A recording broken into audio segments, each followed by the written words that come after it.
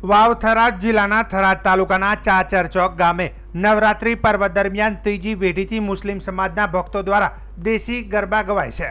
વર્ષો પહેલા ગુલ મોહમ્મદ રાઉમા અને અમીર મોહમ્મદ રાઉમાથી શરૂઆત થયેલી આ પરંપરા આજે પણ અયુબ કાજી, હંસાબેન જોશી અને લક્ષ્મણ ભગત ગોહિલ જેવા લોકોએ આગળ વધારી છે। ગરબા મહોત્સવ દરમિયાન ખેલૈયાઓએ ગરબાની રમઝટ બોલાવી હતી।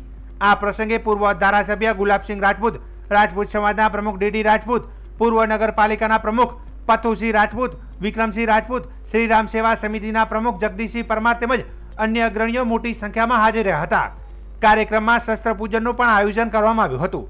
બંદૂક, તલવાર અને રિવોલ્વર જેવા વિવિધ શસ્ત્રોનું કાશીરામભાઈ પુરોહિત અને અમથુલાલ દવે પૂજારી દ્વારા પરંપરાગત મંત્રોચ્ચાર સાથે પૂજન કરવામાં આવ્યું હતું। શસ્ત્ર પૂજન બાદ મહિલાઓને ખેલૈયાઓએ મોડી રાત સુધી ગરબા રમીને નવરાત્રીની મજા માણી હતી અને દર વર્ષની જેમ આ વર્ષે પણ ગામ ગરબા સમિતિ અને શ્રીરામ સેવા સમિતિ દ્વારા વિજયાદશમીની વિશેષ ઉજવણી કરવામાં આવી હતી। પરંપરા, ભક્તિ અને ઉત્સાહ સાથે ઉજવાયેલા શસ્ત્ર પૂજન અને ગરબા મહોત્સવને લઈને રાજપૂત સમાજ સહિત અન્ય સમાજોમાં પણ ઉમંગ અને આનંદનો માહોલ જોવા મળ્યો હતો।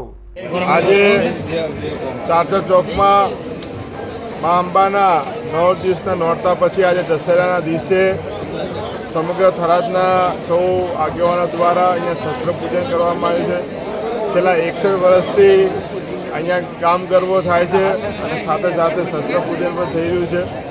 આજે અસત્ય પર સત્યનો દિવસ છે, અસુર શક્તિનો નાશનો દિવસ છે અને ગમે તેવા મોટા અભિમાની હોય એનું પણ અભિમાન ઉતરી જાય એવો આજનો દિવસ છે।